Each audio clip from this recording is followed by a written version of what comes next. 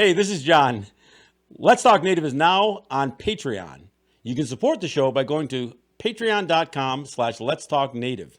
We will be producing exclusive content for our Patreon supporters. Thanks for checking us out.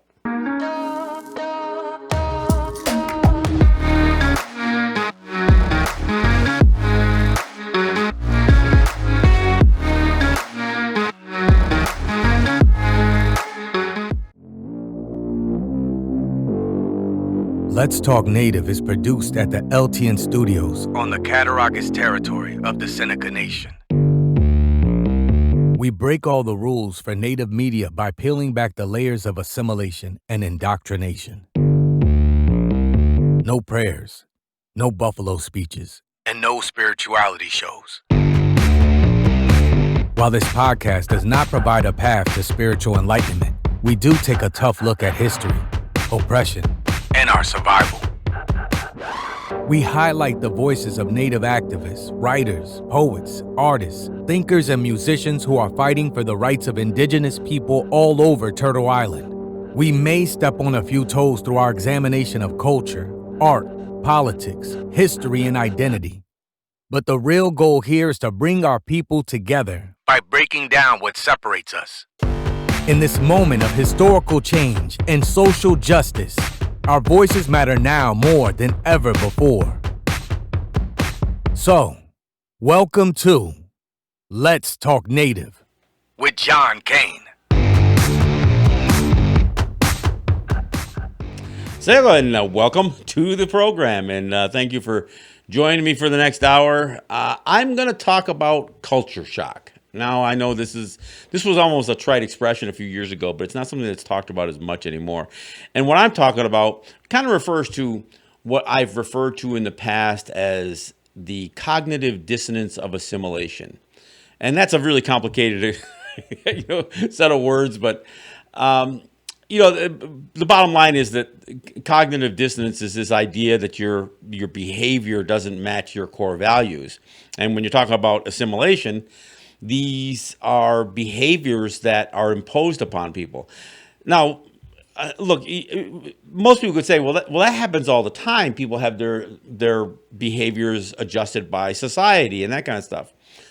But the reason I wanted to talk about culture shock, I think people have to almost begin to understand how dramatically different Native culture, our culture, is compared to European culture. And to understand just how dramatic this assimilation, this forced assimilation, and these lifestyle changes have been, you have to understand the differences, I guess. And so I want to talk a little bit about the distinction between what Native life was before European contact, and then begin to understand a little bit how dramatic the change had to be and why this culture shock, the shock of an imposed culture upon our people, would turn into this cognitive dissonance or this intergenerational trauma that people talk about. It isn't just the murder and the real egregious or crimes against humanity committed against our people. It's not just those things, these heinous acts.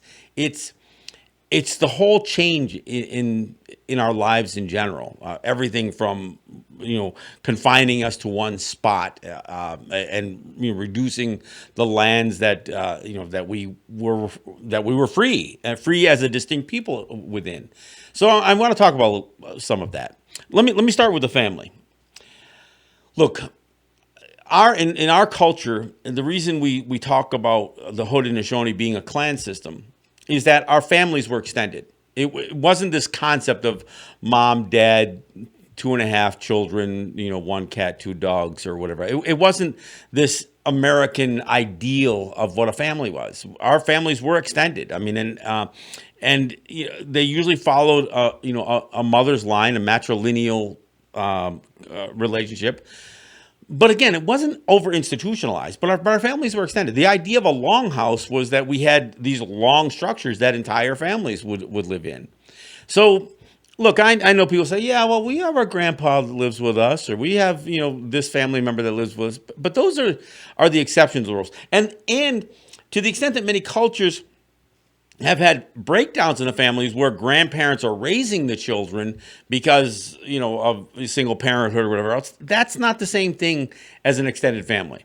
Look, and we do see some of this stuff. I mean, people when they make light of Mexican families, having large amounts of people living in one household, that isn't just a poverty issue, and that isn't all the negative connotations that go along with that. That has more to do with the indigenous culture of having extended families with close family relationships, not just visiting once a year on holidays and that kind of thing.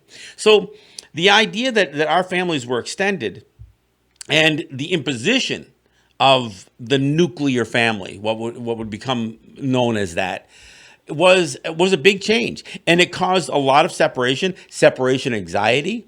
Look, when a mother would give birth, a young mother would give birth, she would have all the women in her family around us. That's still something, and I've talked to some native doctors, especially some native OBGYNs, who said, we understand the how traumatic it is for a young woman to be whisked away from her family to go to a hospital, especially when you're talking about some of the native territories out west. Navajo territory comes to mind. When the closest hospital is hours away, and so you have to go because if there's any complication, if you can't give birth at home with a midwife or something like that, you are whisked away, and that family connection gets severed at one of the most critical times, not only for a young mother, and we could argue whether a baby, an infant, realizes any of this, but the baby may not, but the rest of the family is separated from that child at that critical time.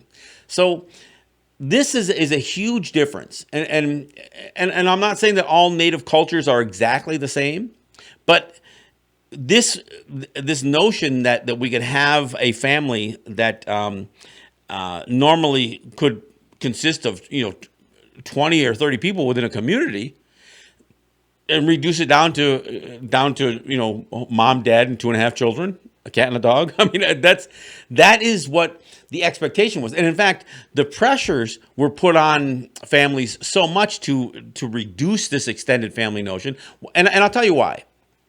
Part of the reason is it is much easier to convince smaller groups of people to accept a change, or to accept the imposition of something on them. It's easier to convince one person than it is to convince 100 people. That's why this whole emphasis that was always put by Europeans on, well, who's the leader? We only want to deal. Who's the chief? I mean, take me to your leader. We don't want to deal with the people. We need to have one person that we talk to, because nobody wants to deal with a group of people when you're trying to impose something on them. So, this protection that you get and the security that you get from an extended family was wiped out by, again, the cultural imposition of reducing what you can consider your family to a nuclear family. And in fact, again, housing structures. Longhouses no longer became the places that we lived. We might build a big structure for meeting purposes, but I mean, we still see them. I've talked about this on a couple of shows. You can still see in a few places these really tiny log cabins, hand-hewn beams, and they literally meet the definition of a tiny home. And families were raised in that. Usually, again, parents and the children were raised in these little cubicles. That was a change. I mean, that was a dramatic change for how our families functioned and how we lived. So, I mean, whether anybody wants to associate this with a trauma, it certainly did change things. And again, this idea of changing relationships. Now, you take that into to the next step. When you start with that separation, what you do is you eliminate the standards, the family standards, how do you hold each other accountable? Well, if you're, this whole idea of a man in his castle and what happens in the privacy of my home, that's where all of a sudden we don't hold each other accountable. We're not responsible to or for each other. And so that changed much of the cultural dynamics of our families. And so when alcohol comes into a community, look what happens within the four walls of a tiny home is something that that the extended family doesn't weigh in on. The neglect or abuse of children, the abuse of women, all that stuff is able to happen because of the change in the family structure and the family unit. So it's hard to downplay the significance of that difference in the extended family versus the nuclear family, especially when you've had thousands of years depending on that social interaction that comes from that extended family, and then of course even from family to family, as far as a community or a nation or however you want to define a distinct people. So right there at that level, and this is something that's rarely talked about, this idea of changing the family structure, and that was an imposition. And of course, along with things like alcohol and some of these other things coming into our territories, the idea that a dominant force around would actually take children out of those families and put them in residential schools, and by changing how they what their identities would be. Again, how much you can influence an individual household. That's how churches were able to have effects on within a home. There's also a lot of this of Christian dogma that comes along with this idea of the nuclear family. Honor thy mother and father. Well, what about the rest? I mean, so there's this sense that this European / Christian notion of what a family was what was dictated by that culture, so to speak. Now, when you see an extended family like this, and when I say that there was a culture shock, the culture shock went both ways. I mean, a lot of what Europeans, when they saw how Native people lived, it seemed so different to them too, and that's why they could dehumanize Native people. Well, that's not the way human beings live, and that's this whole idea of dehumanizing.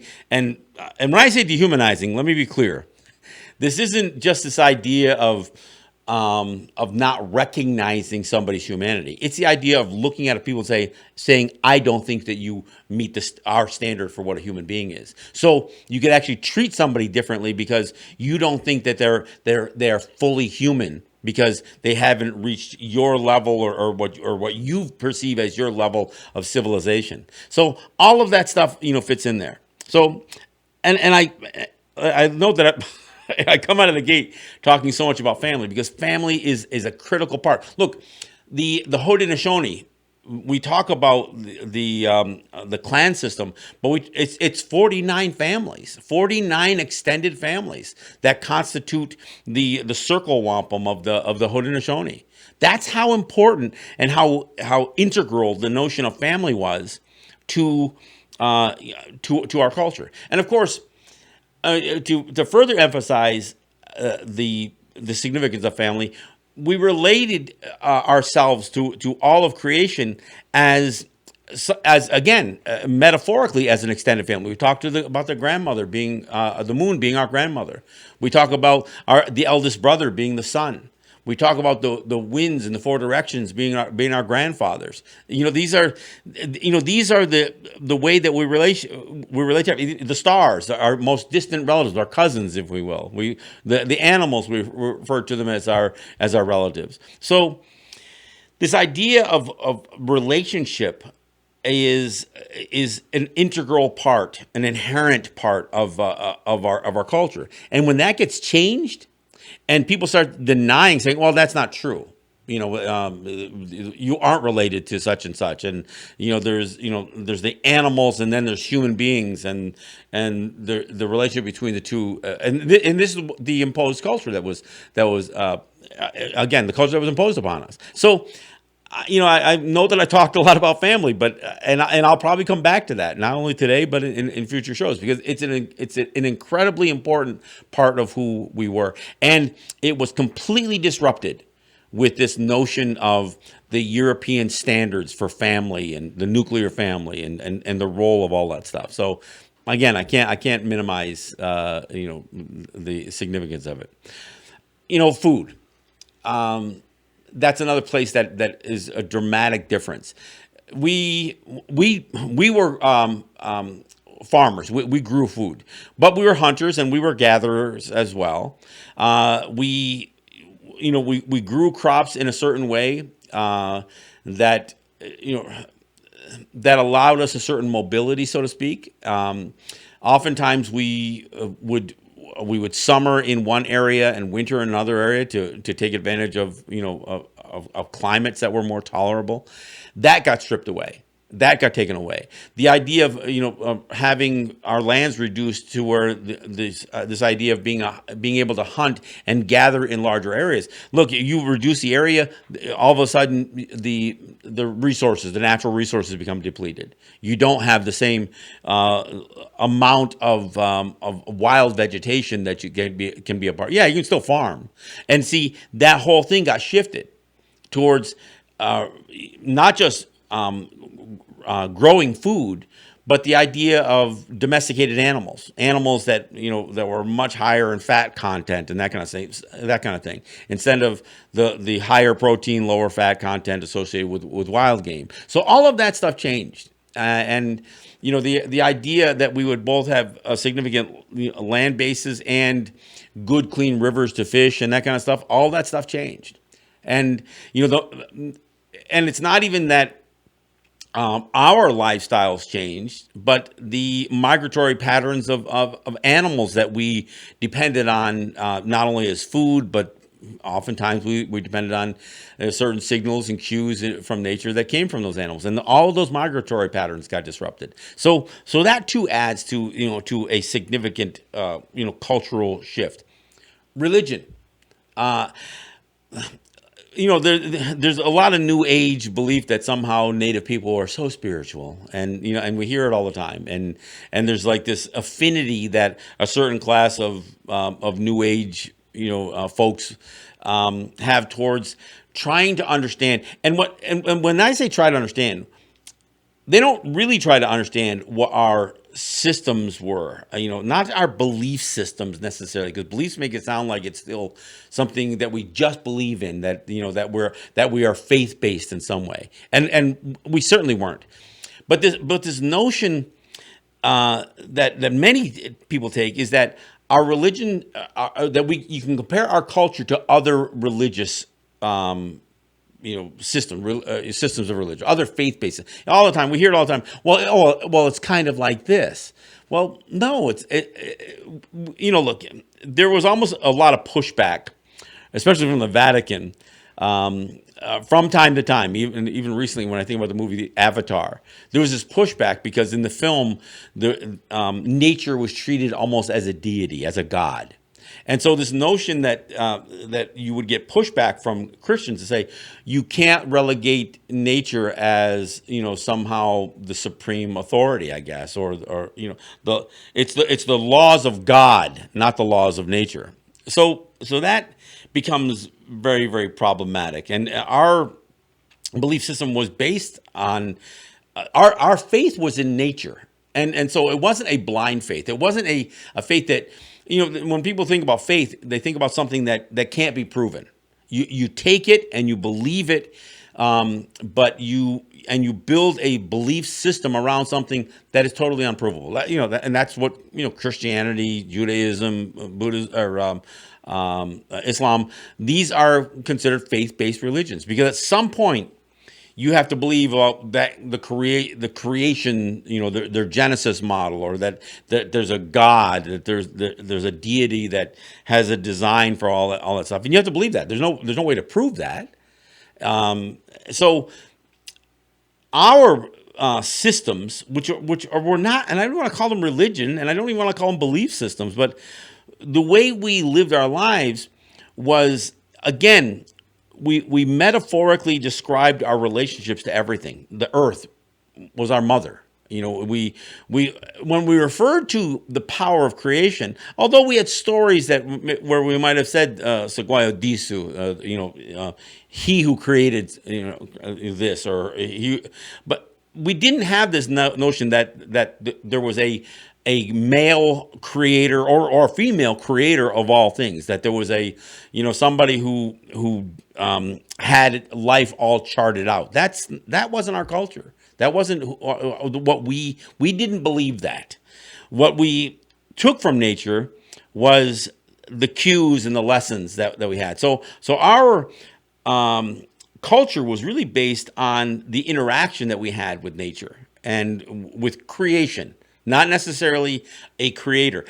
I know, people now interchange the word creator, not even just now, they've been doing it, even Thomas Jefferson in the Declaration of Independence switches and puts the word creator, endowed by the creator, instead of by God. So this idea of switching the word creator for God, our people are really, really guilty of that. And we think if we say the word creator that somehow we've added some nativeness to an otherwise Christian belief system. So when religion gets imposed upon you, and this idea that you have to believe what they believe, and of course they introduce this notion of religion at the same time that major plagues are being introduced to our people as well. And so we are convinced, and we're lured to believe that in order to survive this illness, it's only going to be their God that we have to embrace and we have to adopt, and then to also to deal with the calamity of these plagues. You get convinced that where your loved one is going is a better place, because your loved one is going to be with our God in our heaven and all that other stuff. So, you use death as a way to not only convince people to believe a certain way, the threat of death, but also the mourning process of major losses. So, I mean, really, religion. I don't have to get into the doctrine of Christian discovery and the idea that Christianity was spread by the sword as more so than by preaching and ministers. I mean, look, when you think about how much slaves were lured into Christianity and how predominant Christianity is amongst the Black American population, or how dominant Catholicism and Christianity is amongst the indigenous Hispanic assimilated population, and of course it goes for the rest of the indigenous population. Look, not only do we sit back with a certain reverence because the Pope turns a Mohawk woman into a saint, and many embrace that as pride. I mean, look, Degaguita, Keleri Degaguito, she was from the community that I'm from, Ganawage. And my family was very devoted towards this notion. And my great-grandmother's house is right next door to the church that's supposed to be where her tomb is, where her burial place is. And I know how much that was embraced. And this idea was so prevalent as far as Native people that there became this society, the Cattery Society. And I was surprised when I went to Blackfoot Territory one time, and I see these flyers put up for these meetings of the Cattery Society. I also recall there being a flyer that sent around where this Cattery Society, and again it's kind of a bastardizing of her name, was used to sell babies. Where for $15 you could purchase a Native baby, and so this is again more of that culture shock. We didn't have this faith-based belief system.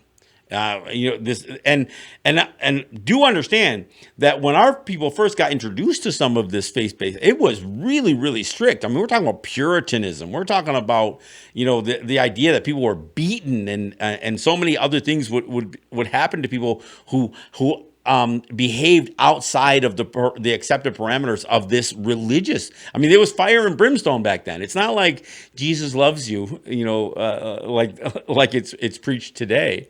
This was heavy-handedness, man. This was fire and brimstone stuff.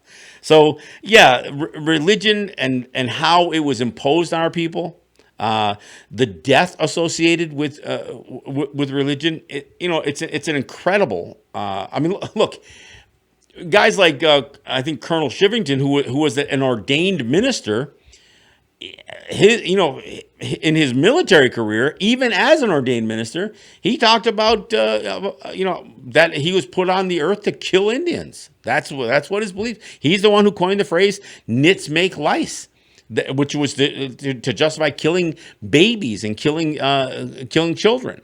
So, no, the connection between European Christianity and death and the imposition of that religion on our people and other cultures too, it's significant. So, I mean, to understand that difference is to understand how dramatic and how much, again, cognitive dissonance, how much tension gets created even as our people embrace those religious beliefs.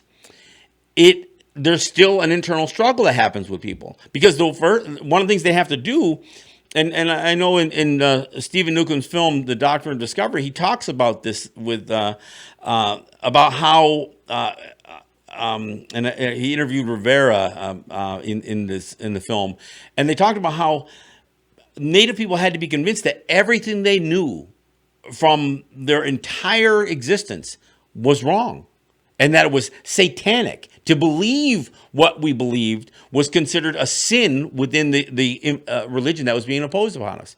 So, and of course, they would also associate our language, any aspects of our culture, our dance, our music, anything that we did would be viewed as satanic. The idea that there has been somewhat of a resurgence in our culture, and we were able to retrieve and I guess almost rejoin some of that identity is pretty remarkable. I've mentioned this in previous shows, but there was a time that we ourselves took our identity cues from what Hollywood was producing. I mean, we would put on a Plains Indian headdress, even as Haudenosaunee, and that wasn't even our culture. We would try to emulate in trying to assert our identity as Haudenosaunee. We were taking our cues from Hollywood, and that's kind of disgraceful. But that's how far gone it was. So we could only act like we knew this identity because it was stripped away. It was stripped away, at the family level, at the religious level, all of that stuff. So I mean, it's pretty incredible, and I'm bringing this stuff up because I think it's important that people realize just how much of a shock it was to our systems, and why even today we still struggle with so much of this stuff. Hey, we're pretty much at the bottom of the hour, so we're going to take a break, and we're going to come back here. I've got more to talk about here. This isn't it doesn't just stop with family and religion. This culture shock goes much deeper than that, and we'll talk about more of that when we come back. This is John Kane. This is Let's Talk Native.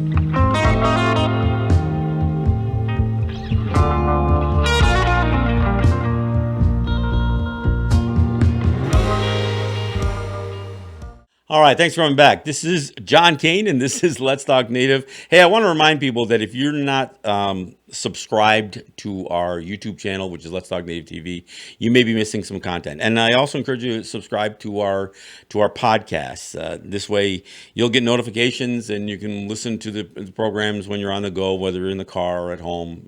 You can have Alexa or your smart speakers play our podcast. Just ask them to search for Let's Talk Native with John Kane podcast. I also want to remind people that we are on Patreon, and so I would be greatly appreciative if you would join our go to our Patreon page, which is patreon.com/Let's Talk Native, and support the program through Patreon.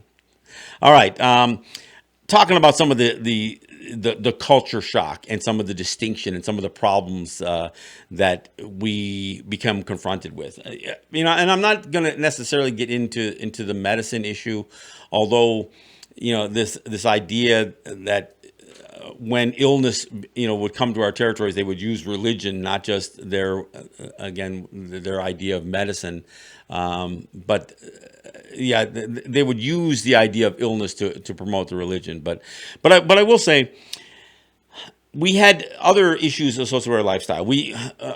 The trade and the economies that we had were not about accumulating wealth. I mean, we did store foods and that kind of stuff, and we did conduct trade with from community to community and with other native peoples, and ultimately even with the Europeans. But once it turned into something that was more aligned with the European ideas of capitalism, that started to change things. Resources become depleted. The idea that that personal accumulation of wealth, how you measure somebody's status within a community, would change dramatically. In our culture, a person's status was measured by how much they gave of themselves to their community. That's what people strive to do, was to be leaders through their community, not by accumulation of wealth. So that too changes things dramatically, and of course this actually gets to the point where money becomes the whole basis for work and for product and trade and all of that other stuff.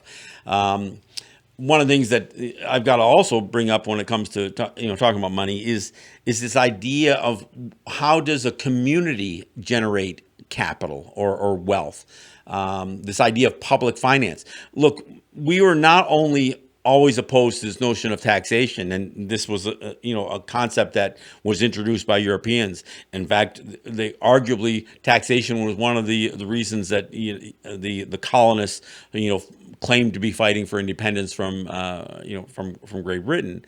But this idea of taking money from people to support a governmental function, that's something we still don't do. I mean, there may be ways that there are fees, I guess, but the idea of outright taxation, for instance, I live here in Seneca Nation, the idea that the Seneca Nation would try to tax its people for its property or for sales tax or for any to generate revenue is off of goods and service or income is really kind of, I mean, it's not even something contemplated. It is that foreign to us even still. I mean, this many years into assimilation and indoctrination, taxation is still something that we reject out of hand. So not only do we reject paying taxes to the state or to the federal government, although more so to the federal government than we comply more with the feds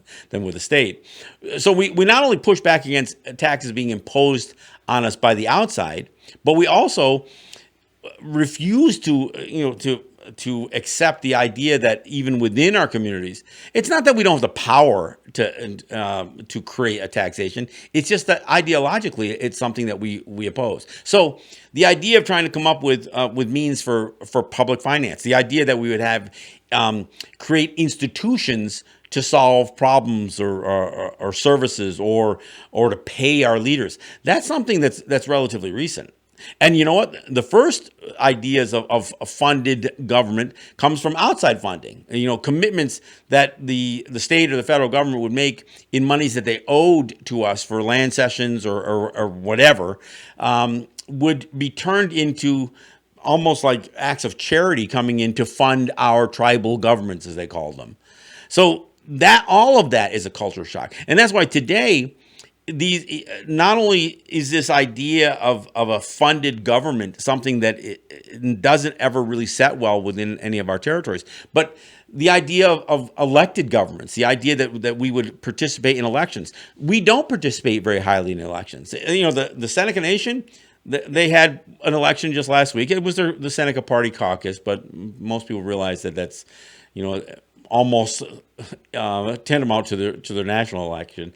Only 1,500 people voted. I mean, you're talking about a nation that claims 8,000 enrolled members. I don't know how many are of voting age, but 1,500 is a pretty low turnout. And and if you look at, and I've talked about this before, you look at other communities like Akwesasne or Ganawage or Six Nations. Six Nations 4% vote in those elections, and there's a reason for that, because in many of these territories, there is the government that Canada or the United States, or the province or the states in the United States recognize.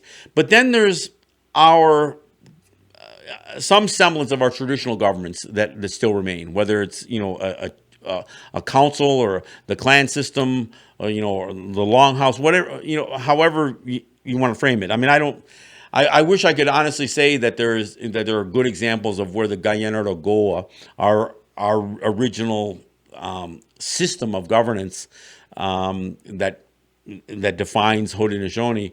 I wish I could say that exists someplace and operates in its truest sense, but I'm afraid it doesn't. And part of the reason it doesn't is because it's undermined by these imposed governments. So that's a culture shock that we're still experiencing every day. I mean, on every one of these territories, and I know this is true not just in Haudenosaunee territories, but across. I mean, look, we've seen the tensions and talked about them on this program in Navajo territory. The reliance that the tribal governments have on being led by the nose by their white lawyers or their lobbyists or their consultants. I mean, all of that stuff leads to a disconnect between a government that is not a part of our culture, that does create a tension within our communities, and the people. I mean, and this is still a major problem today. So this isn't something that that a change happened. I mean, when the Seneca Nation adopted a constitution in 1848, I think it was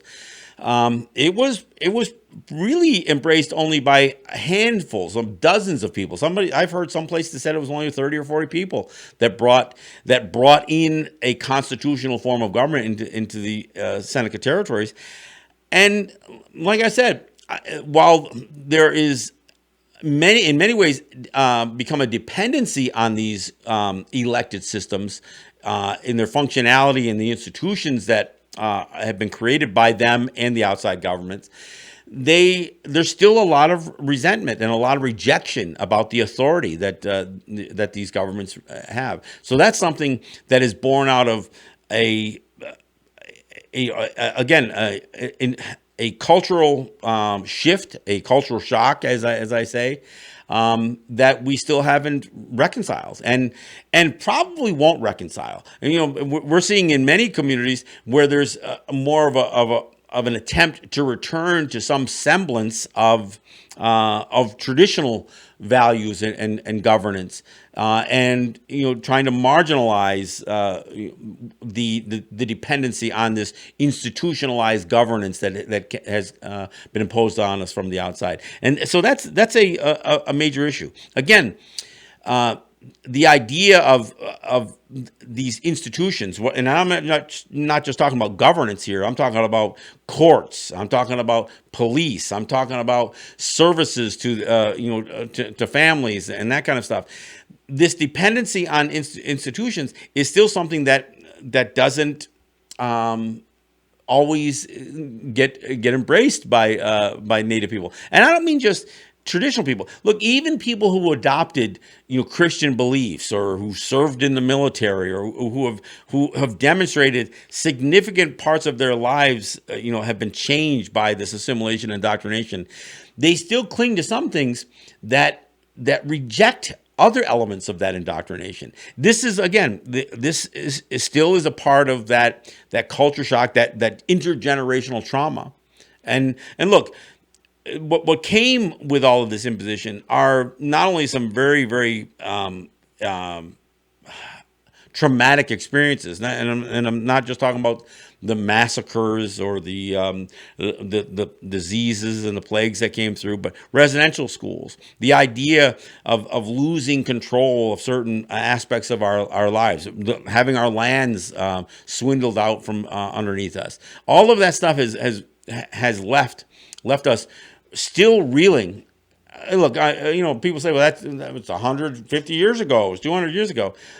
Look, for white people, 200 years, in the United States might seem like an eternity.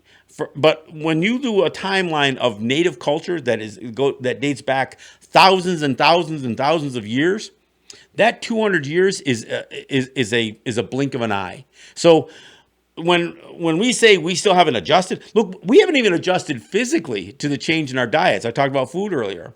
Well, we have the highest incidences of diabetes and other dietary ailments because our bodies genetically couldn't catch up to this huge cultural change in our diets and that kind of stuff. So when I suggest that that this change and the shock is still a rather sudden thing, being only 150 or 200 years old. Yeah, I realize that some people are going to say, well, that's a long time. Well, not so much. We're talking about, a half a dozen or generations. We often talk about our commitment to 7 generations. And it's not that this isn't about the 7th generation. This is the idea of looking back and looking forward to generations of our ancestors that we never have known and never will know directly. Look, I've posed for pictures with family where we could have 5 generations represented in a single shot. 6 generations is tough, and 7 is damn near impossible because we don't live that long to have that extended a family generationally.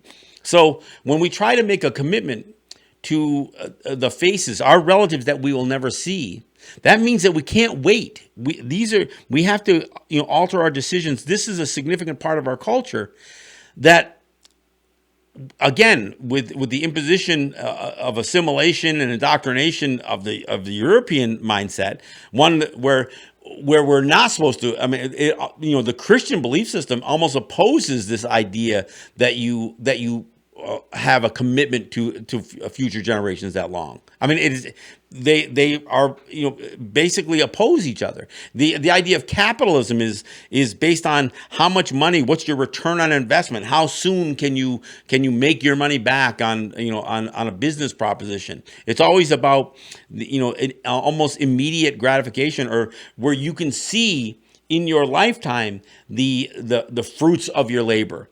You don't put in an investment, for your children, your great grandchildren, and you damn sure don't make an investment of your time for 7 generations. That's, again, a huge cultural shock from who we were. And part of the reason I even bring this conversation up, I had somebody, I was thinking this already, but then I had somebody ask me on Facebook, well, what's the solution to all this madness that's out there? And I've talked a little bit about in previous shows about making governance and making these institutions less relevant in your life. One of the examples, is playing out in a few Western cities where they've declared themselves autonomous zones, and basically they're saying, no, we're not going to call the cops. In fact, our message, and there's been elected officials that are saying, do not call the cops unless you absolutely have to. And part of this is the Karen syndrome, where all these women that, white women calling up the cops just because they had some brush with a black person or whatever else. So they'll call a cop because you're a black person in a swimming pool or barbecuing, or, or the Central Park situation comes to mind. But a lot of this is saying, look, if you want to prevent police abuse, keep the police out of your neighborhoods. And the way to keep your police, and look, I know you'll hear some of these right wingers saying, well, if you weren't committing crimes, you wouldn't have anything to be, have the cops in your neighborhoods for. No, that's not the point. But we should stop calling the cops. We should deal with this stuff locally. And this gets back down to making a bit of a cultural shift.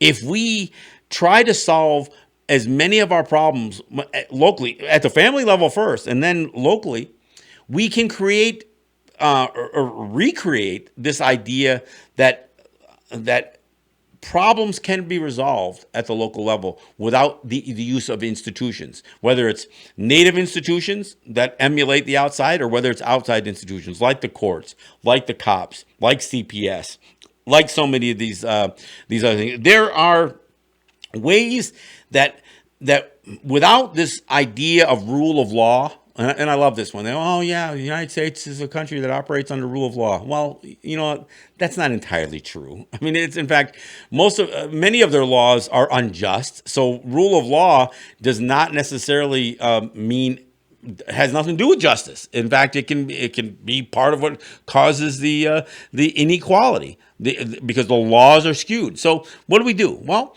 one of the things that we can do to avoid this idea of rule of law being imposed on us from the outside is we create our own community standards.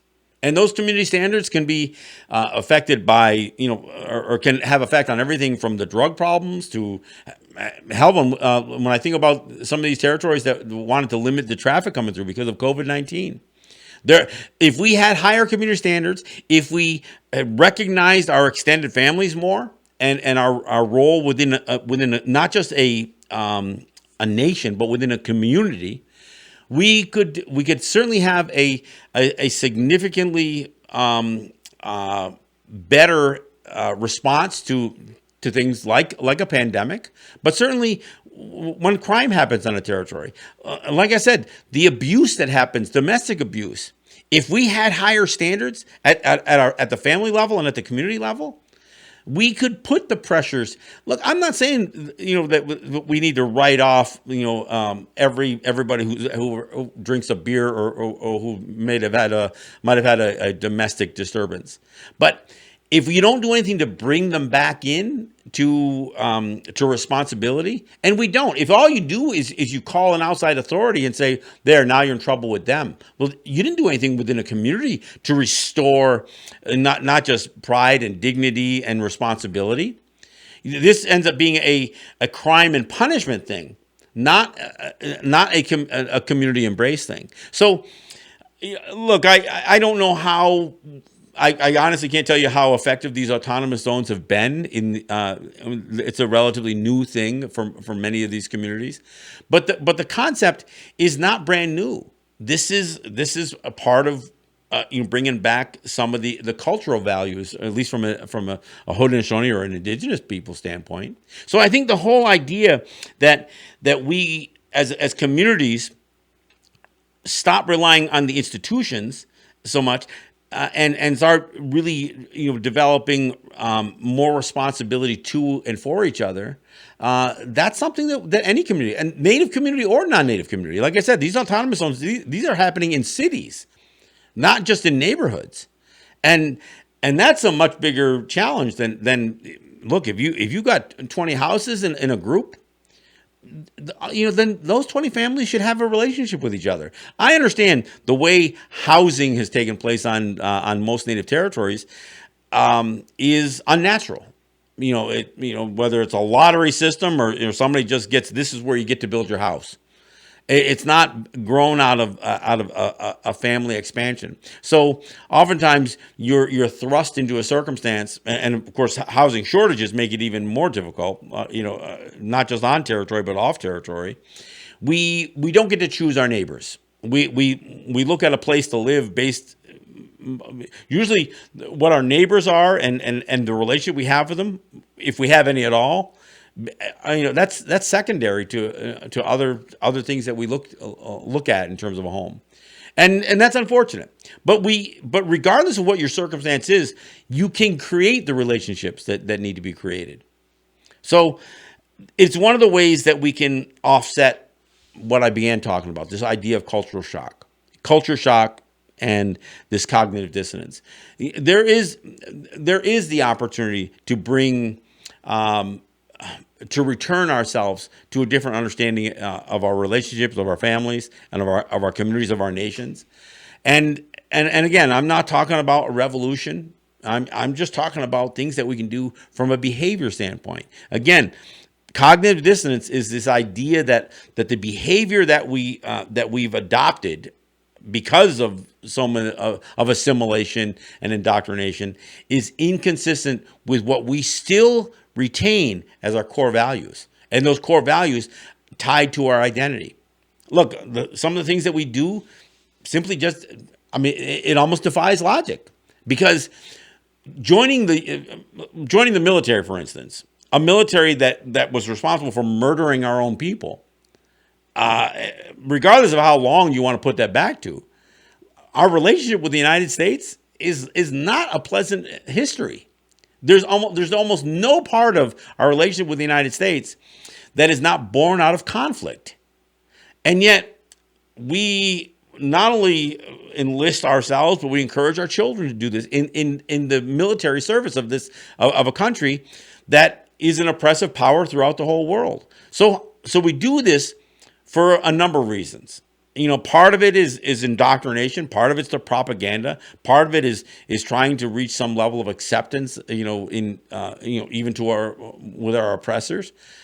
But also part of it comes from the limited opportunities we have in our territories. But even having done those things, having served in the military, I've talked to veterans, young and old, and asked them, so why did you go to Vietnam?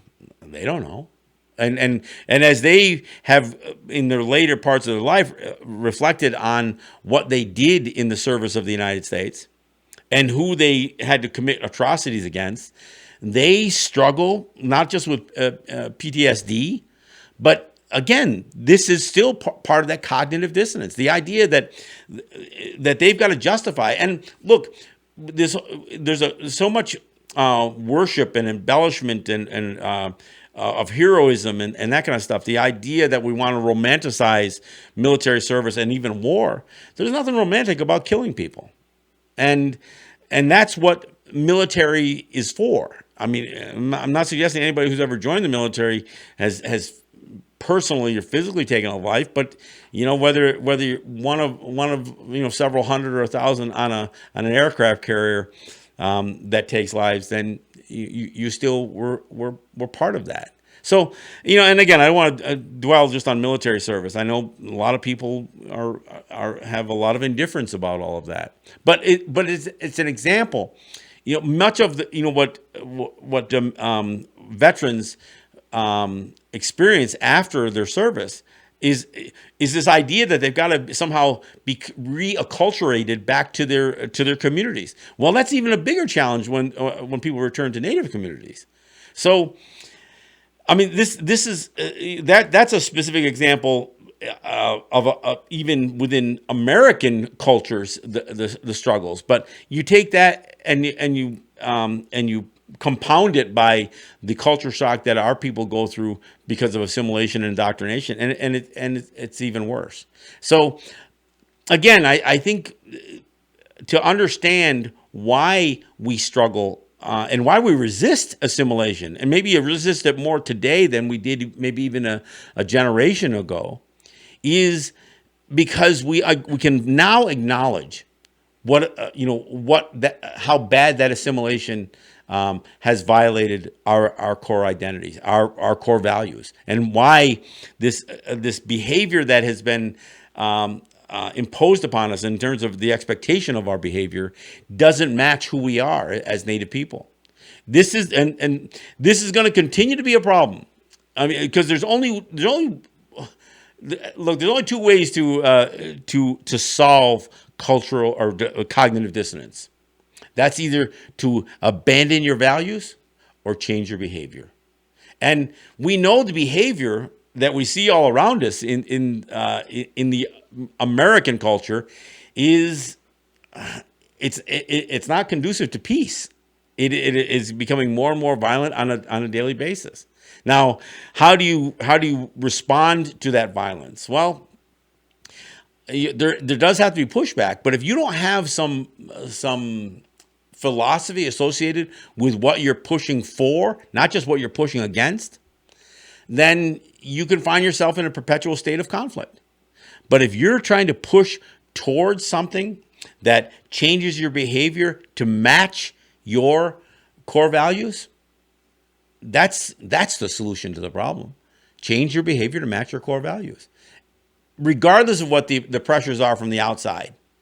And, so I guess in the long and the short of it, that's really what the show is about. What the show is really about is trying to solve the cognitive dissonance of assimilation and try to minimize the effects of culture shock. Look, I want to thank you guys for listening. Again, share the show, support the show, share the podcast, share the videos, and subscribe to our YouTube channel, Let's Talk Native TV. This is John Kane, and this is Let's Talk Native. Yahweh.